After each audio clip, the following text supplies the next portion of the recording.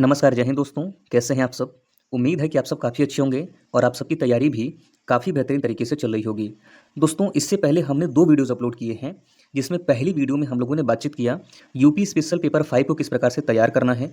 दूसरी वीडियो में हम लोगों ने बातचीत किया उत्तर प्रदेश और पाषाण काल।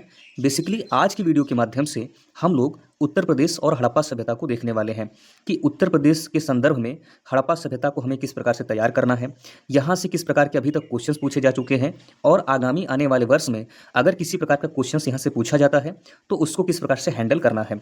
दोस्तों, बहुत सारे लोग कमेंट करते हैं कि सर इसका पीडीएफ कहाँ पर मिलेगा। तो दोस्तों, वीडियो के डिस्क्रिप्शन में टेलीग्राम का लिंक दिया गया है, आप वहाँ से जाकर टेलीग्राम को ज्वाइन कर लीजिएगा, वहीं पर आपको पीडीएफ इसका सेंड किया जाएगा, ठीक है। और व्हाट्सअप नंबर आपको स्क्रीन पर दिखाई दे रहा होगा, किसी भी प्रकार के डाउट के लिए वहाँ पर आप मैसेज कर सकते हैं, समय मिलने पर उसको रिसीव करके आपको रिप्लाई दे दिया जाएगा, ठीक है दोस्तों।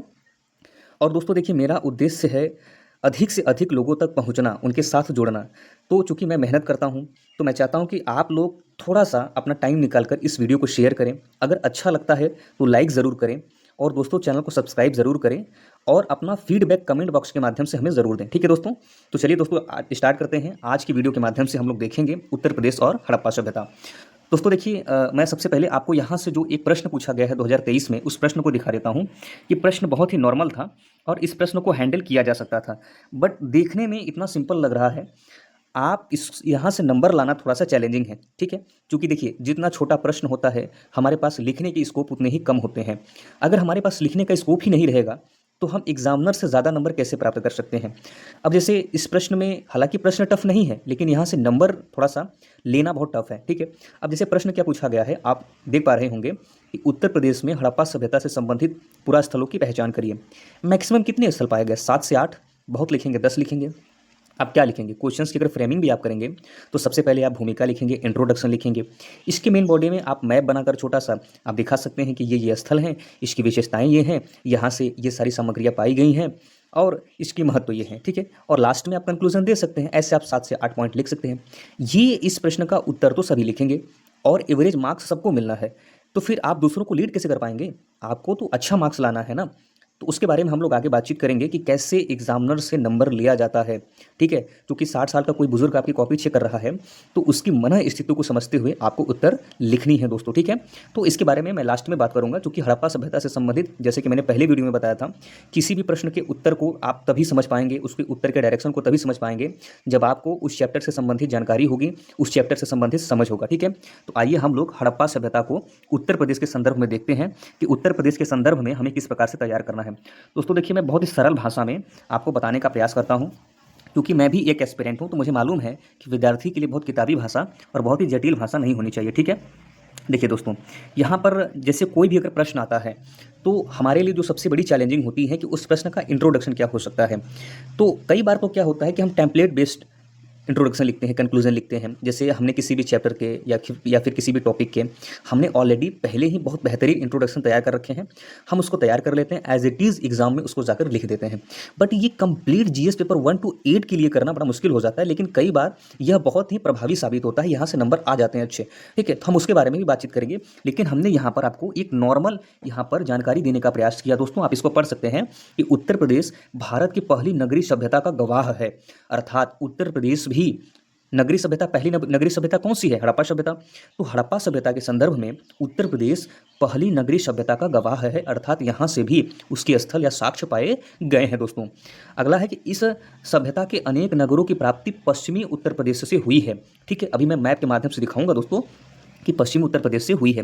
हड़प्पा सभ्यता के उत्तर प्रदेश से पाए जाने वाले स्थल इस प्रकार से हैं। अब यहाँ पर देखिएगा, जैसे ये उत्तर प्रदेश है दोस्तों, ठीक है। तो चूंकि उत्तर प्रदेश तो कंप्लीटली भाग है, मैं थोड़ा सा यहाँ पर जूम कर देता हूँ, ठीक है, एक सेकेंड। देखिए, जैसे ये उत्तर प्रदेश का कंप्लीटली भाग है। देखिए, जो हाथ से मैप बनाया जाता है, चूंकि मैं कोई कलाकार नहीं हूँ, मैं कोई चित्रकार नहीं हूँ, इसीलिए केवल मैप ऐसा होना चाहिए कि थोड़ा ठीक ठाक समझ में आए, इतना भी भद्दा ना लगे, ठीक है। तो थोड़ा सा हाथ से बनाने में इधर उधर जो है लोकेशन हो सकता है, बट लगभग हम वही बनाते हैं। आप देख सकते हैं कि लगभग इसके पूर्वी भाग में हड़प्पा सभ्यता के स्थल पाए गए हैं। तो बेसिकली इंट्रोडक्शन में यही बताने का प्रयास किया गया है कि उत्तर प्रदेश भारत की पहली नगरीय सभ्यता का गवाह था। इस सभ्यता के अनेक नगरों की प्राप्ति पश्चिमी उत्तर प्रदेश से हुई है। हड़प्पा सभ्यता के उत्तर प्रदेश से पाए जाने वाले स्थल इस प्रकार हैं। दोस्तों देखिए, अगर आप पश्चिमी उत्तर प्रदेश ये टर्म नहीं लिखेंगे तो एग्जामिनर को ऐसा लग सकता है कि शायद उत्तर प्रदेश से पाए जाने वाले हड़प्पा स्थल की समझ आपको नहीं है, आप उसको लोकेट माइंड में नहीं कर पा रहे हैं। ठीक है, इस बात को हमेशा ध्यान रखिएगा कि शब्दों को ध्यान में रखकर ही आपको लिखना है। तो पश्चिमी उत्तर प्रदेश जैसे ही आप लिखते हैं, क्योंकि अगर आप भारत के मैप को देखेंगे दोस्तों तो कुछ इस प्रकार से, अगर आप भारत के मैप को देखते हैं, ठीक है, तो ये वाला जो रीजन होता है ये पूरा का पूरा ये हड़प्पा सभ्यता से संबंधित होता है। अब चूंकि आपका उत्तर प्रदेश लगभग यहाँ पर है तो ये पश्चिमी हिस्से में ही यहाँ पर आपके हड़प्पा सभ्यता के कुछ स्थल पाए जाते हैं। जैसा कि आप जानते हैं कि हड़प्पा सभ्यता का सबसे पूर्वी स्थल आलमगीरपुर मेरठ है। ठीक है, तो हम इसको ध्यान में रखते हुए अभी ये समझा रहे हैं कि उत्तर प्रदेश के पश्चिमी उत्तर प्रदेश के हिस्से में हड़प्पा सभ्यता के स्थल पाए गए हैं। मुझे उम्मीद है कि शायद आप इतनी चीज़ों को समझ पाए होंगे। और ये कुछ स्थल है, जैसे हुलास सहारनपुर से पाए गए हैं, बड़गांव सहारनपुर से पाए गए हैं। ठीक है, उसके बाद यहाँ पर मांडी, मुजफ्फरपुर, आलमगीरपुर, मेरठ, सनौली, बागपत।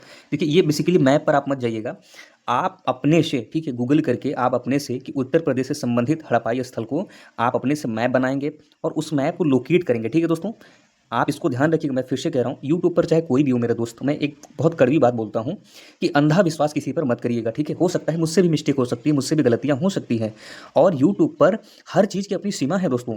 ठीक है, हर चीज़ आप तक नहीं पहुँचाई जा सकती, कुछ सीमाएँ होती हैं। जैसे मैं चाहता हूँ, मेरी ये व्यक्तिगत बहुत मनोभाव इच्छा रहती है दोस्तों कि मैं आप सबको ये फैक्ट देने के बजाय आंसर राइटिंग करवाऊँ। ठीक है, बट मेरी भी एक सीमा है, मैं क्या कर सकता हूँ, मेरे पास रिसोर्सेज ही नहीं है, पैसे की कोई इनकम के भी रिसोर्सेज ही नहीं है, ना तो पैसा है और ना ही मेरे पास ऐसे कोई डिजिटल प्लेटफॉर्म है जिसके माध्यम से आप सबको आंसर राइटिंग सिखा पाऊँ। लेकिन बहुत जल्द हम प्रयास कर रहे हैं, उसके लिए भी आप सबके लिए प्रयास किया जाएगा। ठीक है, तो बेसिकली इतनी सारी चीज़ों को आप समझ पाए होंगे कि यहाँ पर मैप में हम चीज़ों को लोकेट करेंगे और ये थोड़ा सा इन्फॉर्मेशन आपको देखने को मिला। अब यहाँ पर हम इसकी जो भी स्थल पाए गए हैं, हम एक एक, चूंकि यहाँ पर स्थल पाए गए हैं, पीडीएफ आपको मिलेगा ही, आप इसको देख लीजिएगा।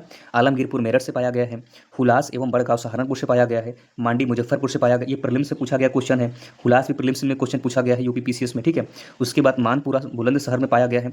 तो ये कुछ स्थल है, हम इसको लिख रहे हैं, बाकी डिटेल में हम इसकी विशेषता और महत्व को देखने वाले। सनौली, बागपत, चांदपुरा, बिजनौर। ठीक है, अब हम देखते हैं इसकी विशेषताएं और महत्व क्या है। ठीक है दोस्तों, देखिए, दो तीन चीज़ें हैं। पहली बात आप ध्यान रखिएगा, कोई भी जो हम चैप्टर पढ़ते हैं तो हर चैप्टर की अपनी सीमा है उत्तर प्रदेश के संदर्भ में, तो हम उतना ही बात करेंगे जितना हम संभाल सकते हैं। ठीक है, हम बहुत ज़्यादा फैल नहीं जाएंगे, क्योंकि हम उसकी अगर बेसिक इन्फॉर्मेशन को जानते रहेंगे और आंसर राइटिंग स्किल हमारे पास है, तो मुझे लगता है कि शायद किसी भी चैप्टर से अगर प्रश्न पूछा जाता है तो हम उसको हैंडल कर लेंगे। अच्छा दोस्तों, आपने कई बार ये सुना होगा कि एग्ज़ाम में जो बच्चे अपीयर होते हैं मेंस में, ये बात सच है कि 20 के 20 क्वेश्चंस किसी को नहीं आते हैं दोस्तों। ठीक है, और कई बार आपने टॉपर्स के माध्यम से ये बात सुना होगा कि हमें 20 क्वेश्चंस लिखने होते हैं, हमें एक भी क्वेश्चंस नहीं छोड़ने होते हैं, और कुछ ना कुछ वो क्वेश्चंस लिखते हैं और वहाँ से अच्छा नंबर आ जाता है। तो क्या वो हवा में लिखते हैं? नहीं, कुछ तो उनको नॉलेज होगी, कुछ तरीके मालूम होंगे। तो तरीके क्या हैं, इसको समझने का आप थोड़ा थोड़ा प्रयास करें दोस्तों। ठीक है, कि हमें 20 क्वेश्चन नहीं आए, अगर कोई हमें प्रश्न नहीं भी आ रहा है तो हमें उस प्रश्न को कैसे हैंडल करना है। अगर हम इस चीज़ के चक्कर में पड़ जाएंगे कि हमारे पास एक अच्छा नोट्स हो जाए, हम बहुत अच्छा नोट्स बना लें, दिखने में बहुत अट्रैक्टिव हो, परंतु नंबर आपके नहीं आ रहे आंसर राइटिंग में, तो फिर तैयारी करने का कोई मतलब नहीं है। ठीक है, हमारा मुख्य उद्देश्य होना चाहिए कि हम पूछे गए प्रश्न का उत्तर दे पाएं और वहाँ से अच्छा नंबर प्राप्त कर पाएं। ठीक है, अब इसकी विशेषता में जो सबसे पहली विशेषता है दोस्तों क्या है कि यह स्थल पतोन्मुख, ठीक है, पतनोन्मुख अर्थात जो पतन की तरफ जा रहा था, हड़प्पा सभ्यता जब पतन की तरफ जा रहा था तो उसके स्थल कुछ यहाँ से प्राप्त हुए हैं। दोस्तों देखिए, मैं थोड़ा सा नया हूँ तो थोड़ा सा बोलने में हिचकिचाहट हो सकती है। मैं बताऊँ कि ये कम से कम 2 से 3 बार में वीडियो रिकॉर्ड होते हैं। ठीक है, पहली बार बोलता हूँ, बच जाता हूँ, फिर काट के फिर से बनाता हूँ। ठीक है, जो रियलिटी है वो आपके सामने प्रस्तुत है। बाकी बहुत सारी चीज़ें आप देख सकते हैं यूट्यूब पर हैं, उसके लिए आपका क्या फीडबैक है आप उसको समझ सकते हैं। ठीक है, यह स्थल प्रायः पतनोन्मुख हड़प्पाकालीन स्थल या पतनोन्मुख हड़प्पाकालीन है। जैसे यहाँ से हड़प्पाई अवशेषों से यह ज्ञात होता है कि यह स्थल उन्नत हड़प्पाई स्थलों का प्रतिनिधित्व नहीं करते हैं। अर्थात जैसे आप देखे होंगे धौलावीरा हो गया, मोहनजोदड़ो हो गया, हड़प्पा हो गया, ये सब क्या है, उन्नत शहर थे। ऐसे स्थल उत्तर प्रदेश में नहीं पाए गए हैं। ठीक है, जो पतन की तरफ स्थल थे वो स्थल आपको हड़प्पा सभ्यता से संबंधित उत्तर प्रदेश में देखने को मिलते हैं।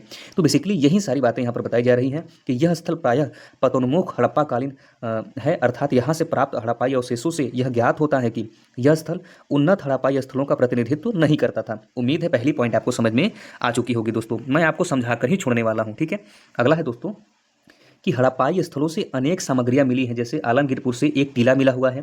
ठीक है, हड़प्पा जिसे हड़प्पा सभ्यता का सबसे पूर्वी नगर कहा जाता है। अर्थात ये मैंने पहले ही बता दिया कि जो आलमगीरपुर है दोस्तों, ये हड़प्पा सभ्यता का सबसे पूर्वी स्थल है। ठीक है, फिर यहाँ पर बताया गया अगला कि आलमगीरपुर से ही मनका, रोटी बनाने की चौकी, मृद भांड, ठीक है, और आलमगीरपुर से ही हड़प्पाई लिपि के साक्ष्य भी मिले हैं। ठीक है, तो आलमगीरपुर से ये कुछ साक्ष्य मिले हैं जिसको आपको ध्यान में रखना है। मनका, रोटी बनाने की चौकी, मृद भांड और हड़प्पाई लिपि के साक्ष्य भी आलमगीरपुर से प्राप्त हुए हैं। तो ये दोनों पॉइंट भी मैं उम्मीद करता हूँ कि आपको समझ में आ गया होगा। फिर अगला है दोस्तों, अगला यहाँ पर है कि आलमगीरपुर से ही ईंट के बने मकान के साक्ष्य मिले हुए हैं। ठीक है, आलमगीरपुर से ही ईंट के बने मकान के साक्ष्य मिले हैं, परंतु यह बहुत उन्नत अवस्था में नहीं थी। कुछ बर्तनों पर गिलहरी, मोर और त्रिभुज की आकृति मिली है। ये वेरी वेरी मोस्ट इंपॉर्टेंट दोस्तों, अगर आप इसको अपने आंसर राइटिंग में लिखते हो तो एग्जामिनर पर इम्पैक्ट पड़ता है क्या, कि कुछ बर्तनों पर गिलहरी, मोर और त्रिभुज की आकृति देखने को मिलती है दोस्तों। ठीक है, फिर यहाँ पर नोट दिया गया है कि आलमगीरपुर उत्तर प्रदेश का सबसे प्रमुख हड़प्पाई स्थल था। ठीक है, आप इसको ध्यान में रखेंगे। फिर अगला है दोस्तों हुलास। अगला क्या है दोस्तों, हुलास। देखिए यहाँ पर ध्यान रखिएगा कि हुलास, यहाँ से मिट्टी के खिलौने, ठीक है, क्या यहाँ से मिट्टी के खिलौने, गाड़ी, चूड़ियाँ और मनके मिले हैं दोस्तों। ठीक है, फिर अगला है आपका बड़गांव। बड़गांव से क्या मिला है, तो यहाँ से मृद भांड, मनके की प्राप्ति हुई है। ठीक है, आप इसको ध्यान में रखेंगे। अगला है छठवां मांडी। यहाँ से खेत की जुताई के साक्ष्य के दौरान बड़ी मात्रा में सोने के सिक्के, ईंट, ठीक है, और बर्तन के टुकड़े मिले हुए हैं। यहाँ पर जुताई के दौरान, अच्छा, हड़प्पा सभ्यता में किस स्थान से जुताई के साक्ष्य प्राप्त हुए हैं, आप इसको कमेंट बॉक्स के माध्यम से जरूर बताएंगे। ठीक है, तो ये बताया, ऐसा नहीं बताया जा रहा कि मांडी से जुताई के साक्ष्य मिले, नहीं, जुताई के माध्यम से हमें बड़ी मात्रा में सोने के सिक्के प्राप्त हुए। जब हमने वहाँ पर वर्तमान में जब हम वहाँ पर जुताई करने गए, या फिर कह लीजिए कि जब भी मतलब इस पर कोई शोध कार्य, जुताई कार्य किया गया होगा, तो बड़ी मात्रा में सोने के सिक्के मिले हैं। ठीक है, ईंट मिले हैं, बर्तन के टुकड़े मिले हैं, आप इसको यहाँ पर ध्यान रखेंगे। अगला है कि मानपुरा से चूड़ियाँ, खिलौने और मनके मिले हुए हैं। ठीक है, आप इसको ध्यान में रखेंगे कि मानपुरा से चूड़ियाँ, खिलौने और मनके मिले हुए हैं दोस्तों। अगला क्या है, अगला दोस्तों आपका पॉइंट है, यहाँ पर ध्यान रखेंगे।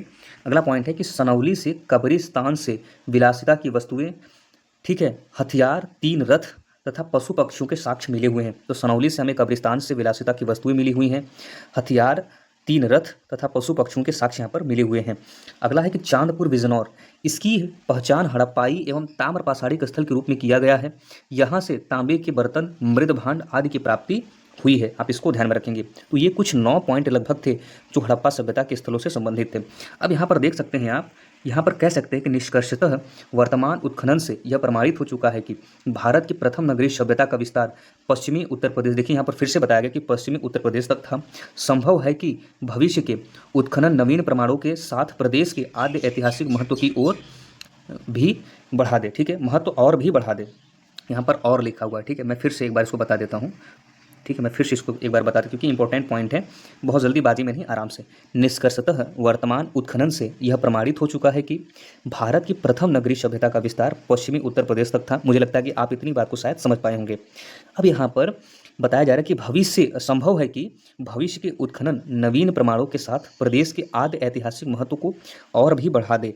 अर्थात ये बताया जा रहा है कि संभव है कि भविष्य में अगर उत्खनन किए जाते हैं और इसके प्रमाण जो है वो उत्तर प्रदेश के आद्य ऐतिहासिक महत्व को और बढ़ा सकता है। ठीक है, तो यही बेसिकली बताने का यहाँ पर प्रयास किया गया। ठीक है, देखिए अगर मैं बात करूं तो उत्तर प्रदेश के संदर्भ में हड़प्पा सभ्यता से संबंधित बहुत सारी चीज़ों को पढ़ा जा सकता है, परंतु जब हमें इतनी जानकारी होगी ना और हमारे पास आंसर राइटिंग की स्किल है ना, तो इससे संबंधित किसी भी प्रकार के क्वेश्चंस पूछे जाएंगे, हम उसको हैंडल कर लेंगे। ठीक है, अब जैसे मैं आपको दिखाता हूँ, जैसे मैंने शुरू में ही दिखाया कि यहाँ पर देखिएगा एक क्वेश्चन पूछा गया है। ठीक है, कि उत्तर प्रदेश में हड़प्पा सभ्यता से संबंधित पुरास्थलों की पहचान करिए। 2023 में 8 नंबर का यह प्रश्न पूछा गया है। ठीक है, आप इसको लिख कर प्रयास करें, लिखने का प्रयास करें। बाकी मैं यहाँ पर कुछ आपको चीज़ें बता दूं दोस्तों, जब भी 8 नंबर के प्रश्न पूछे जाते हैं तो कम से कम आपको प्रश्नों में अधिक से अधिक तोड़ाव करना है, अर्थात प्रश्नों को कई खंडों में तोड़ देना है। और जो मेन बॉडी होगा आपका ना दोस्तों, वो कम से कम 8 पॉइंट में होना चाहिए। ठीक है, मेन बॉडी आपका 8 पॉइंट में होना चाहिए। जैसे यहाँ पर अगर मैं बात करूँ कि आप क्या लिखेंगे, इंट्रोडक्शन अर्थात भूमिका, मेन बॉडी और कंक्लूजन। मेन बॉडी में आप 7 से 8 पॉइंट देने वाले हो, कंक्लूजन में आपको बहुत अगर नंबर मिलेगा तो 0.5, इंट्रोडक्शन में भी बहुत मिला तो 0.5, मेन बॉडी में आपको 1 से 1.5 नंबर या 2 नंबर मिल सकता है। मैक्सिमम आप कहेंगे कि 4 नंबर यहाँ से आपको प्राप्त हो सकता है अगर आप एक सामान्य या जनरल उत्तर लिखते हैं तो। लेकिन मैं चूँकि पिछली वीडियो में चर्चा किया था कि अगली वीडियो में हड़प्पा पाषाण काल से संबंधित जो भी क्वेश्चन संभावित बन सकते हैं उसके उत्तर को देखने वाले हैं और किस प्रकार से उत्तर लिखना चाहिए उस पर भी चर्चा करेंगे, लेकिन हमने यह नहीं किया। मेरा यह मानना है कि हम सबसे पहले प्राचीन उत्तर प्रदेश के इतिहास को कम्प्लीटली कवर कर लें, उसके बाद हम जब लगातार 6 से 7 दिन केवल प्रश्नों के उत्तर को फ्रेमिंग करेंगे तो हमें अच्छे से समझ में आएगा और हो सकता है कि हम वहाँ पर कुछ ऐसी बातें आपके साथ शेयर कर पाएँ जो शायद उत्तर लेखन के लिहाज से काफ़ी महत्वपूर्ण हो। ठीक है, तो इसी चीज़ को देखते हुए मैंने आज की वीडियो केवल हड़प्पा सभ्यता के लिए रखा। ठीक है, बाकी वीडियो कैसा लगा आप इस प्रश्न का उत्तर लिखने का प्रयास करें, बाकी हम इस प्रश्न का उत्तर लिख कर आपको देने वाले हैं। ठीक है, मुझे लगता है कि टेलीग्राम में उसका उत्तर जो है चला जाएगा। बाकी अगर आप इस चैनल पर नए हो तो इसका सब्सक्राइब जरूर कर लीजिएगा। Thank you so much. जय हिंद, जय भारत।